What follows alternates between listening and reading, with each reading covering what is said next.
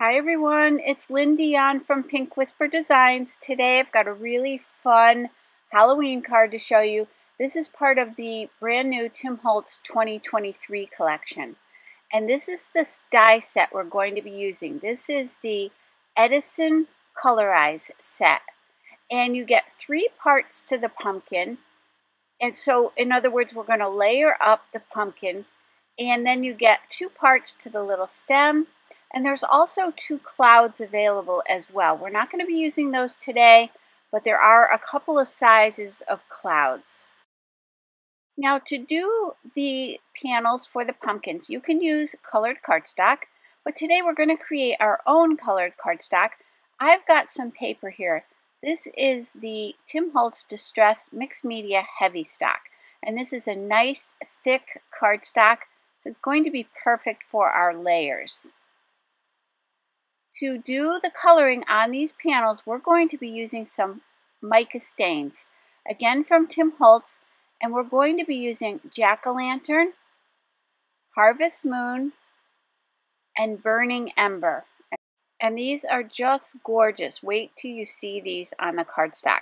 Now you want to make sure you shake them really well. There's a little ball in there because the mica does settle at the bottom. So shake those up well. And I wanted to show you on the back of each of the dies, you can see that that's going to be orange, layer number 1, a second orange color, layer number 2, and then a yellow. So select your colors accordingly. And then what I'm going to do is start with that yellow one. Again, that one is called Harvest Moon. I've got my splatter box here, and I'm going to go ahead and spritz this right onto this cardstock.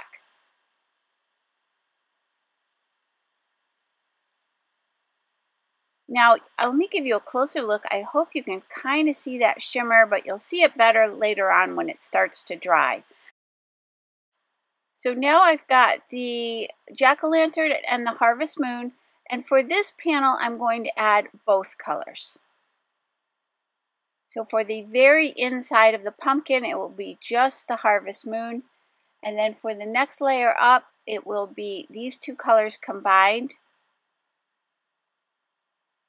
Now, I did decide to set that aside, but I will come back to that panel. And then for the last one, I've got Burning Ember. So these are the 3 layers of our pumpkin. So I'm going to spray plenty of this on here. And at this point, this is where I decided I thought it needed to be blended out a little bit better. So I'm going to take my distress sprayer, which just has water in it, and I'm going to add some water to this. And this will allow this to kind of blend. And when this mica stain or spray is dry, you will see this gorgeous shimmer. You can see a little bit of it there, but it's even prettier when it dries. So going back to this second panel that we did, again, I'm going to add a little bit of that water.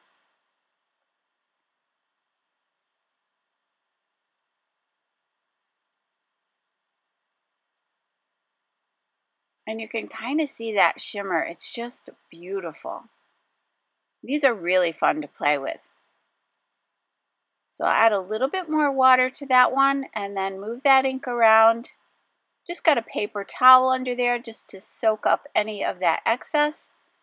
So let's go ahead and let these dry. Now for the little stem, I'm actually just going to use 2 colors. I've got Wicked Elixir and Crooked Broomstick. I just love the colors. I love the names of the colors. So I'm cutting this little piece in half, and we'll do 2. One will be just a little bit darker than the other one, so I'll spray both with the green tone, and then I'll come in with that Crooked Broomstick just on one of the panels, just to darken that up a little bit for a little bit of shadowing on our stem. Going back to the water, just spritzing that. These are so fun to play with, so if you're going to make some backgrounds, just get your sprays out and just sit and play. Just make a whole bunch of backgrounds and set them aside. You'll just grab them when you're making a card. It's really nice to have these ready to go. I've got a paper towel. I'm just putting a little bit of water on there, and you do want to make sure you clean off the nozzles really well on these. You don't want that mica to get stuck up there on the sprayer and clog anything on you. So now I've got the Tim Holtz Sizzix Thinlits Field of Flowers die. And this one is very detailed and very intricate, so I like to run it through several times. So I think I ran it through about 4 times. I've got my Spellbinder's tool in one, and I'm just going to use that little bristle brush end to push out those pieces, and I'm just laying it on my sculpting mat for a soft surface to push out all those little pieces. Let's take a look at the Tim Holtz layering mask. This is from Stampers Anonymous, and this is called the Moon. You get 3 different sizes of the moon. I love this. I use this a lot. And we're going to grab that medium size. So you get the solid piece and then the overlay piece to create the details of the moon. I've got the solid circle. I'm placing a little bit of temporary tape on there. I'm going to stick that down in the upper right-hand corner of a card panel. This is some Strathmore Bristol Smooth cardstock that measures 4 1/4 by 5 1/2. Let's start with the Distress Oxide spray in the shaded lilac. I've got a Hero Arts blending brush, and I'm going to blend this in. I'm starting from that moon and working my way out into the cardstock. And then for the second color, we'll use the Villainous Potion. So this is a really pretty dark purple. We're going to go right up to that lighter color and just keep blending. Now the trick in these backgrounds and these skies is to make sure you do plenty of blending. So just keep working at it. Here I've got that lighter brush. I haven't put any ink on it, but I'm going back in and blending those 2 colors together. For the third color, I've got the Chipped Sapphire. Now again, I'm going to go up to that darker purple color, and then we'll do some blending to blend these together. So you can see how pretty this comes together. So now I'm going back to the dark purple brush, and then I'm going to bring in the black soot, and this is going to give it that spooky look. The black really is the key to making these guys look like nighttime and to give it more of a spooky effect. So I'm coming in with that black soot all around the edges. I'm going to stay away from the moon for now. I'm just going to bring that color up and in, and I do want to create a few little shadows in the middle, not too much, just to create the look of kind of like a hazy sky. And now I'm going back to my other brushes and just doing some blending. I'm going to add a little bit more of that Chipped Sapphire and then do a little bit more blending. Let's add some sparkle to the sky. I've got the metallic pearls. These are from Prima Marketing, and these are some metallic watercolor paints. And I'm just pointing to that there's several different colors there that would go well. We're going to use a couple of these. I'm actually going to start with that silvery tone. I'm spritzing a little bit of water right down into that little palette, and then I'm going to pick that up with a small paintbrush because I want these spatters to be very tiny. So this is a number 0 paintbrush, and I'm just going to spatter that entire panel. Again, that's going to give it a beautiful shimmer. Then I'm going over to this other color, which is kind of a pinky color, and I'm going to spatter that on as well. So we'll get 2 shades of those little spatters. And then I've got the overlay for the moon. Again, I'm placing a little bit of temporary tape on there. I'm going to just lay that down, just lining it up. And now I'm going to use Lost Shadow and Hickory Smoke.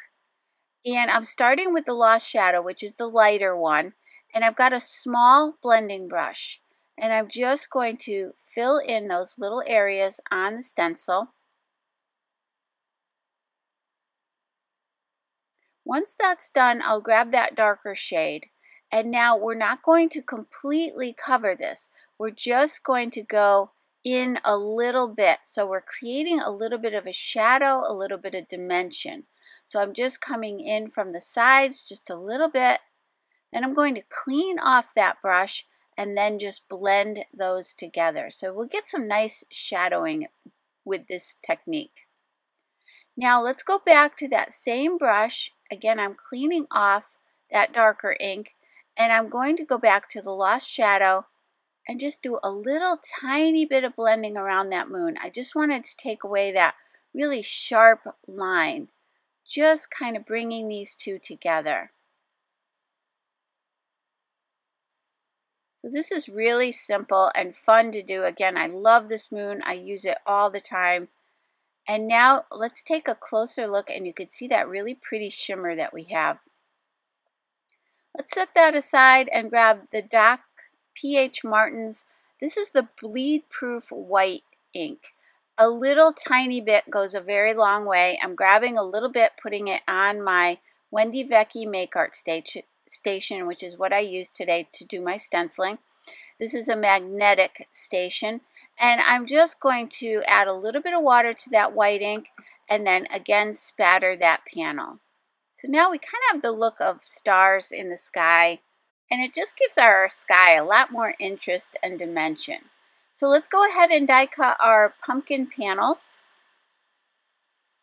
So that back layer of the pumpkin will be that light yellow, and then I'll add the other two layers. Now keep in mind, your pumpkins can be any colors they want. So these are just suggestions on the back, and you can certainly have a pink pumpkin, a blue pumpkin, whatever you want to do. So just have some fun with that. Let's go ahead and run this through the Spellbinders Platinum 6 die cutting machine. And keep in mind that all the products I'm using today are listed and linked down below and also on my blog. Now I've got the stems, so we're going to do the background part of the stem in the lighter green and that top layer of the stem in the darker one. So here are those layers up close, and now we can go ahead and glue these together. I've got my Nuvo Deluxe adhesive. I'm placing plenty of adhesive all around the back, and you can see that it creates little score marks on each of the pumpkins so you know exactly where to place your layers. This one, of course, is really simple, but on some of the more detailed colorized ones, it's really helpful to have that score line. So here I'll go ahead and glue on that third layer. And then let's go ahead and do the stems. I'm just placing something heavy on there to let those dry. My husband actually had these little sanding blocks, and he said maybe these would be great for weight on your projects. So I've been using those and I really like them. And now I've got the second layer glued together, and let's place this on the pumpkin.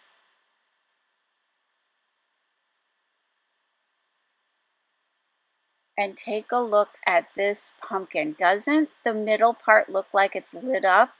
I just love that. So I'm going to add a little ink around the edges. I'm grabbing my Archival ink. This is the ground espresso, and a little sponge dauber. I decided to use the Archival because there's a little bit of a sheen to these pumpkins, and I want to make sure that it dries on this surface really well. So this is a permanent ink, so I know that it will dry completely, and that'll take any of the white edges away and also add a little shadow around the edge of the pumpkin. So I did that all the way around. Now we've got the field of flowers that we die cut before. We die cut that out of some black 100-pound cardstock, so it's nice and thick, and I'm cutting away some of the flowers. You could certainly leave it just the way it is.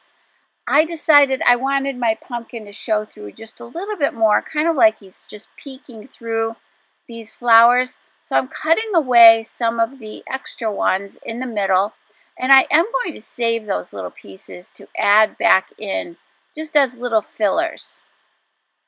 So I've got a pair of detail scissors. You want a nice small scissor to get into these small areas. And then what I'm going to do is just keep checking to make sure I like the way that looks. And you see I have these little extras that we'll fill in with here in a second. Just going to trim away a little bit more.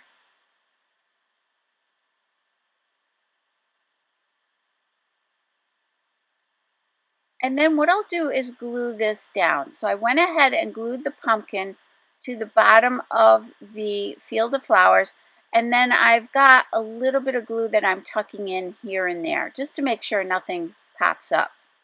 For the rest of these pieces on the field of flowers, I am using some little foam squares. These are from scrapbook.com, and I've actually cut these in half, sometimes even smaller, to fill in.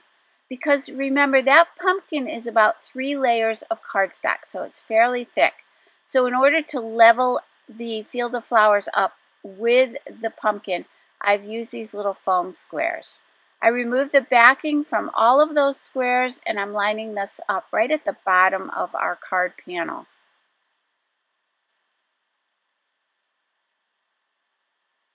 Now here are those little extra pieces that I cut out, so I'm just going to tuck those in here and there.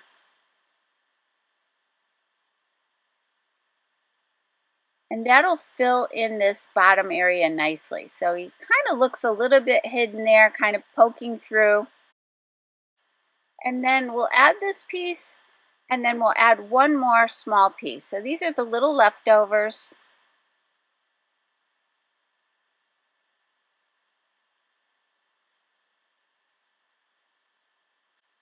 Next, let me show you the sticker book we're going to be using. This is from the Tim Holtz Ideology collection, and this is from the Halloween 2023 set. And this has so many fun things in it. It's got these little masks. We're going to be using one of those today. It's got these photographs, these ravens. We're going to use one of those, and we'll also use the bats. But you've got that little lacy border.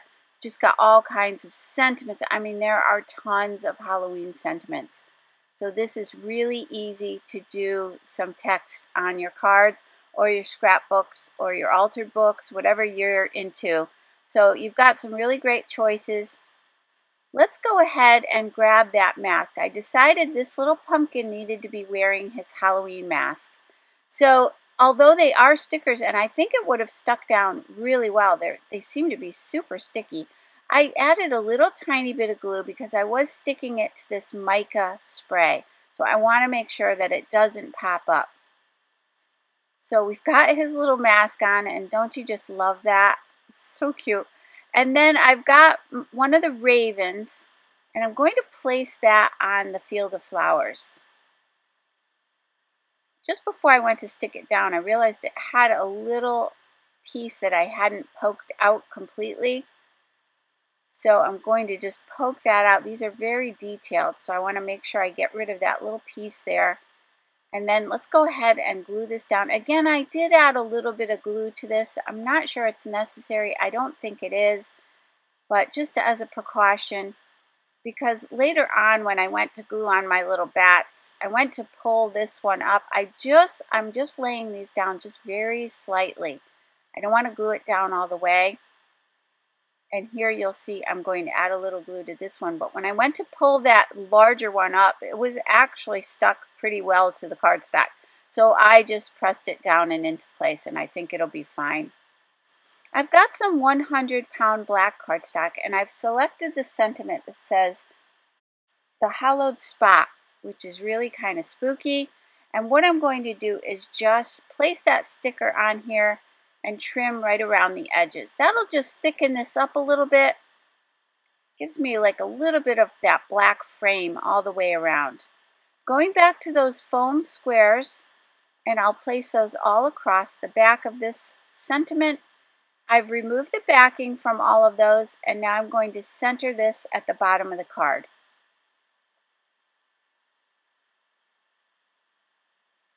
Again, just trying to add a little bit more dimension.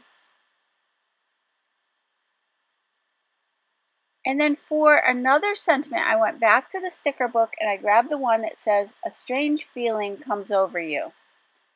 Now, I've got the Distress embossing pen, and I've got the Seedless Preserves Distress Glaze.